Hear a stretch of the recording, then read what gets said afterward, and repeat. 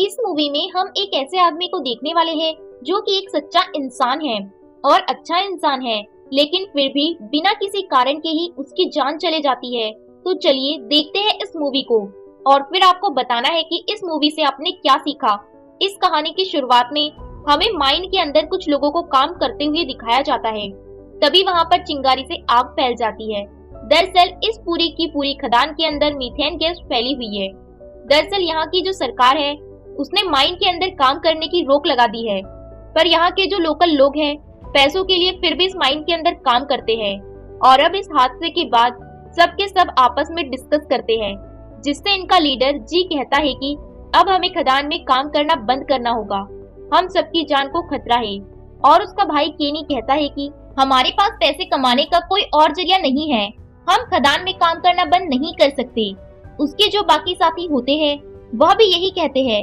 इसके बाद उनके बीच वोटिंग होती है और सब अपना हाथ खड़ा करते हैं कि हम खदान में काम करेंगे। इसलिए जी को भी अपना हाथ उठाना पड़ता है, पर वह अपने भाई से कहता है कि तुम अपने बेटे को काम करने के लिए मत लाना। फिर सब के सब वहाँ से चले जाते हैं। 2 दिनों के बाद जी एक बर्थडे पार्टी पर जाता है, जहाँ पर केनी और उसका बेटा रैम भी होता है। और केनी अपने बेटे रैम को भी खदान में लाने को कहता है, हालांकि जी ने मना किया था। केनी का बेटा बहुत ज्यादा डरा हुआ होता है, क्योंकि उसे पता है कि खदान में बहुत ज्यादा खतरा है, इसलिए बहुत सारे सवाल पूछ रहा था, जो बात केनी को अच्छी नहीं लगती।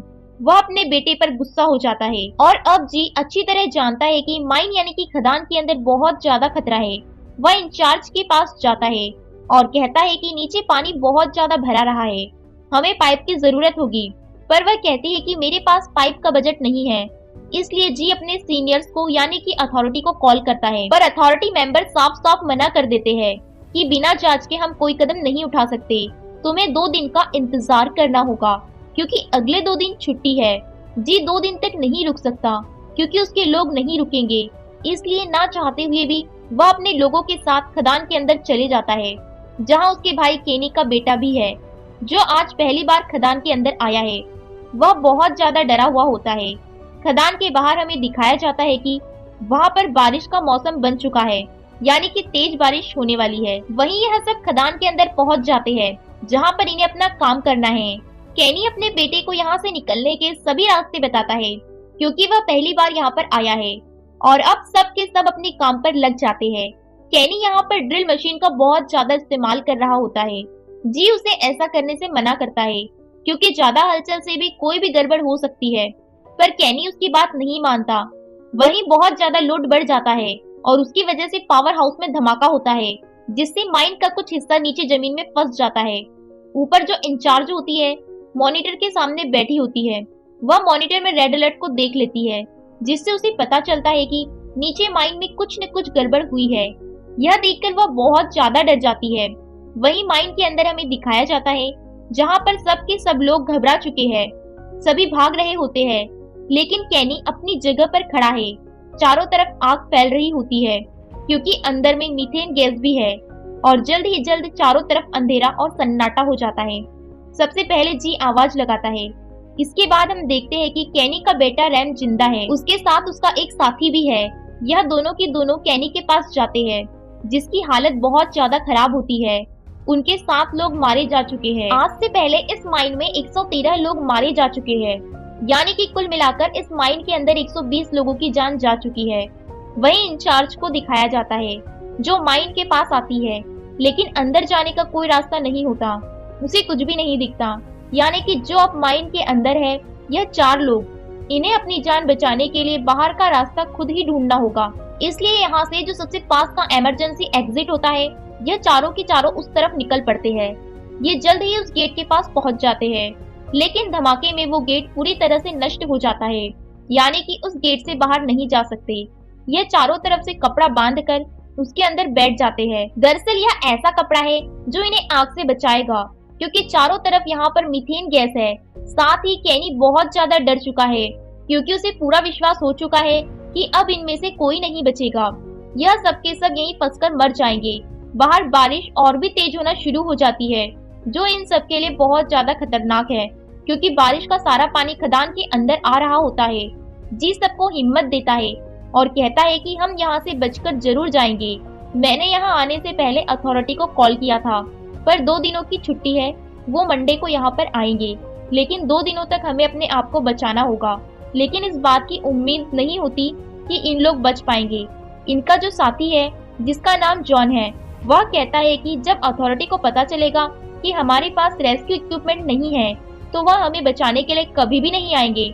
वहीं बाहर जो इंचार्ज को दिखाया जाता है, जो बार बार अथॉरिटी को कॉल करती है, लेकिन उसकी कॉल कोई भी रिसीव नहीं करता, जिसके बाद वो पावर को कट कर देती है ताकि सारे के सारे माइंस के अंदर के फैन बंद हो जाए और आग आगे तरफ ना बढ़े। लेकिन अब धुआं ही धुआं घूमता है और यह चारों देखते हैं कि उनकी तरफ धुआं आ रहा है, तो यह सब मास्क पहन लेते हैं, साथ ही कर्टन लगा देते हैं जिससे धुआं दूसरी तरफ चले जाए।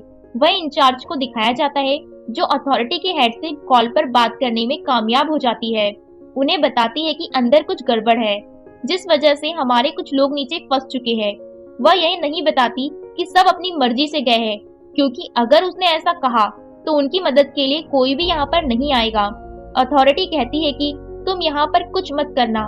वो यह भी नहीं बताती कि उसने फैंस को बंद कर दिए हैं और अब इन सबको मदद का इंतजार करना होगा।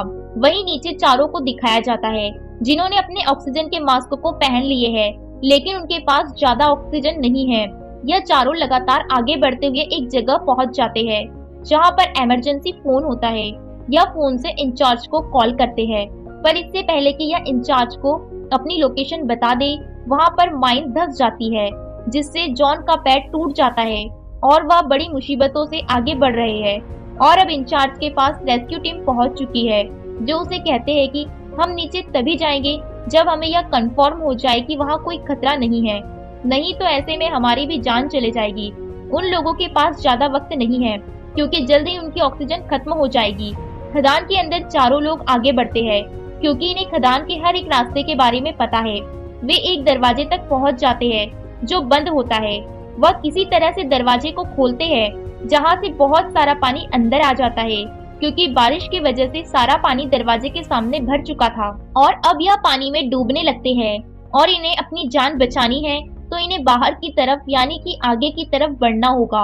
यह पानी में आगे बढ़ने लगते हैं। जॉन, जिसका पैर टूटा हुआ है, वह एक पत्थर से टकराता है जो पानी में बह रहा होता है और पानी में बहने के कारण उसकी मृत्यु हो जाती है। यह तीनों की तीनों चैम्बर तक पहुंच जाते हैं जहां पर ये आसानी से सांस ले पाते हैं। अब हम अथॉरिटी की टीम को देखते हैं जो रस्सी लेकर के इनकी तरफ आगे बढ़ रही है। सॉफ्ट की दूसरी तरफ तीनों की तीनों फंसे हुए हैं। तभी जी का पैर एक हाथ पर पड़ता है जो इन्हीं के साथी का होता है, जो पत्थरों की दीवार की दूसरी तरफ है। वह कहता है कि तुम्हें मेरा हाथ काटना होगा, यहाँ पर फोन है जिससे मैं इंचार्ज को कॉल कर सकता हूँ, तभी हम बच पाएंगे। ना चाहते हुए भी इन्हें अपने साथी का हाथ काटना पड़ता है, जिसके बाद वह टेलीफोन के पास जाता है और इंचार्ज को बताता है कि हम सॉफ्ट के पास है, तुम्हें यहाँ पर धमाका करना होगा। हम सबकी ऑक्सीजन पूरी तरह से खत्म हो चुकी है, अगर तुमने जल्दी धमाका नहीं किया तो हम सबके सब मारे जाएंगे। और अब इंचार्ज कुछ लोगों को लेकर सॉफ्ट की तरफ बढ़ती है। वहीं कैनी के बेटे रैन की ऑक्सीजन पूरी तरह से खत्म हो चुकी है। कैनी अपना मास्क उतार कर उसे लगा देता है, अगर उसने ऐसा नहीं किया तो उसके बेटे की मृत्यु हो जाएगी। तभी जी अपना मास्क निकालता है और अपने भाई कैनी को लगा देता है। हालांकि कैनी मना करता है। जी कहता है कि यह मेरा फर्ज है और तुम्हें मुझसे वादा करना होगा कि आज के बाद कोई भी इस माइन के अंदर काम नहीं करेगा। यह कहते कहते उसकी मृत्यु हो जाती है और अब इन दोनों की भी ऑक्सीजन खत्म हो चुकी है। इनका जो दूसरा साथी है दीवार की दूसरी तरफ है, वह भी अब बेहोश हो चुका है और अब सॉफ्ट के बाहर इंचार्ज कुछ लोगों के साथ पहुंच चुकी है। वह कहती है कि दीवार से दूर हट जाओ, हम यहाँ पर धमाका करने वाले हैं। लेकिन कैनी, उसका बेटा रैन और इनका जो साथी है दीवार की दूसरी तरफ है, वो आवाज नहीं सुन पाते और तभी एक धमाका होता है, जिसके बाद हम 1 साल बाद का सीन देखते हैं जहाँ पर हमें रैन, कैनी और उसका तीसरा साथी जिसका हाथ कट गया था, इन सबको एक बर्थडे पार्टी में दिखाया जाता है जहाँ पर जी की पत्नी भी आती है। कैनी उसके पास जाता है और कहता है कि जी ने हमारी जान बचाई, अगर वो नहीं होता तो हम नहीं बच पाते। यह कहते हुए उसकी आंखों में आंसू आ जाते हैं, लेकिन अब पश्चाताप के अलावा उसके पास कोई भी रास्ता नहीं है। और इसी पश्चाताप के साथ और इसी दर्द के साथ यह कहानी यहीं पर खत्म हो जाती है। अब जो मेरे प्यारे प्यारे साथी इस वीडियो को देख रहे हैं, वे सभी लोग इस मूवी से कोई भी एक प्रेरणा निकाल सकते हैं, कोई भी एक सीख निकाल लीजिए और कमेंट कीजिए कि आपने इस मूवी से क्या सीखा। क्योंकि मूवी इतनी बड़ी थी, आपने पूरे सीन में से कोई न कोई एक सीख तो निकाल ही ली होगी। तो जल्दी से कमेंट कर दो, और अभी तक वीडियो को लाइक नहीं किया है तो वीडियो को लाइक करके चैनल को सब्सक्राइब कर लो, और अभी जो स्क्रीन पर वीडियो दिखाई दे रहे हैं उन्हें भी जरूर देखना। मिलते हैं हम नेक्स्ट वीडियो में।